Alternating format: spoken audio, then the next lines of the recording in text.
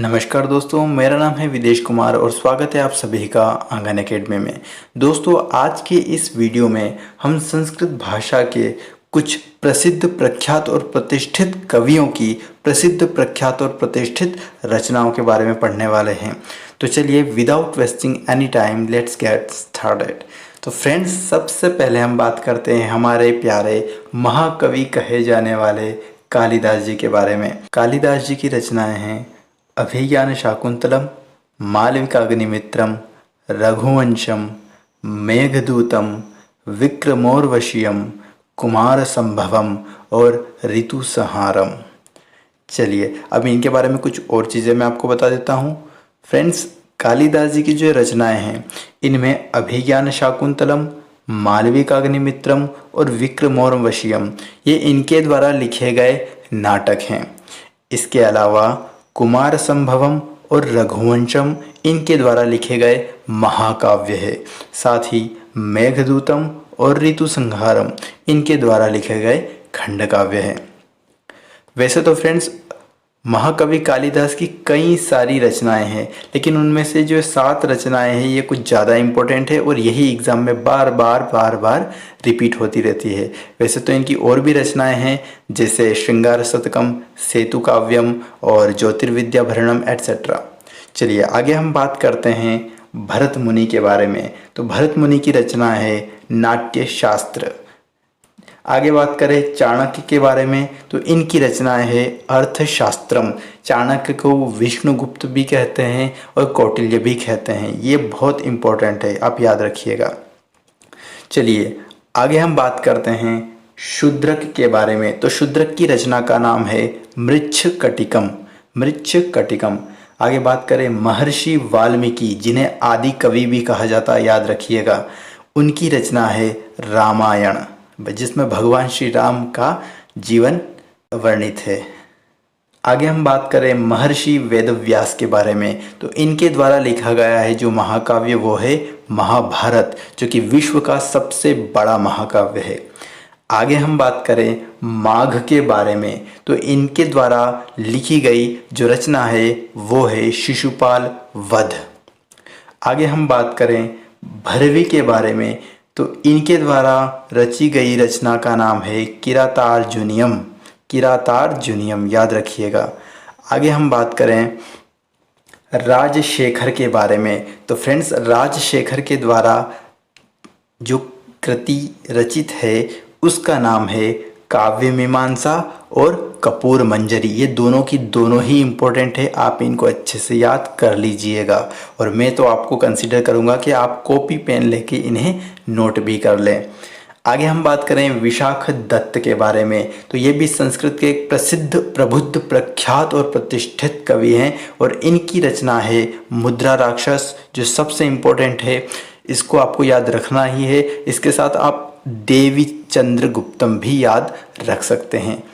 चलिए, आगे हम बात करते हैं अश्वघोष के बारे में। तो इनका भी महत्व बहुत अधिक है और संस्कृत साहित्य में इनका भी बहुत अधिक योगदान है। इनकी जो रचनाएं हैं उनमें सबसे प्रमुख है बुद्धचरित, उसके बाद सौंदरानंद। चलिए, आगे हम बात करते हैं जयदेव के बारे में। तो जयदेव की जो रचनाएं हैं उनमें सबसे पहले आती है गीत गोविंद और रति मंजरी। गीत गोविंद और रति मंजरी।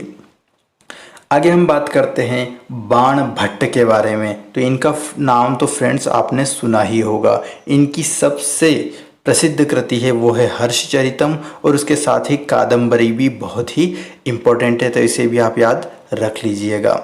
आगे हम बात करते हैं हर्षवर्धन के बारे में। तो दोस्तों, इनके बारे में आपको बता दूं कि ये कवि तो थे ही, साथ ही एक राजा भी थे अपने समय के। और इनके द्वारा जो रचित रचनाएं हैं उनमें सबसे प्रसिद्ध 3 रचनाएं हैं जो यहाँ उल्लेखित है, जिसमें सबसे पहले आती है रत्नावली, उसके अतिरिक्त आती है प्रियदर्शिका और नागानंद।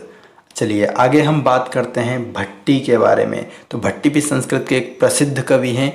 इनकी रचना है भट्टी काव्य। कई सारी रचनाएं तो आप ऐसे ही याद रख सकते हैं क्योंकि उनकी रचनाओं में ही कहीं ना कहीं उस कवि का भी नाम आ ही जाता है। जैसे भट्टी, तो इनकी रचना है भट्टी काव्य। एग्जाम में जैसे ही आपको भट्टी काव्य दिखा, आगे ही आपको इनका नाम भी मिल जाएगा, लेकिन ये सभी के लिए अप्लाई नहीं होता है। चलिए आगे हम बात करते हैं भवभूति के बारे में। तो भवभूति की जो रचनाएं हैं उनमें सबसे प्रसिद्ध है उत्तर रामचरितम, फिर मालती माधव और महावीर चरितम।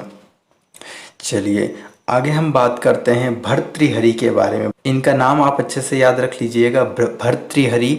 इनकी जो रचनाएं हैं उनमें सबसे प्रमुख है नीति शतक, श्रृंगार शतक और वैराग्य शतक। जितने भी शतक लगाए हैं वो तीनों की तीनों शतक इन्होंने ही लगाए हैं।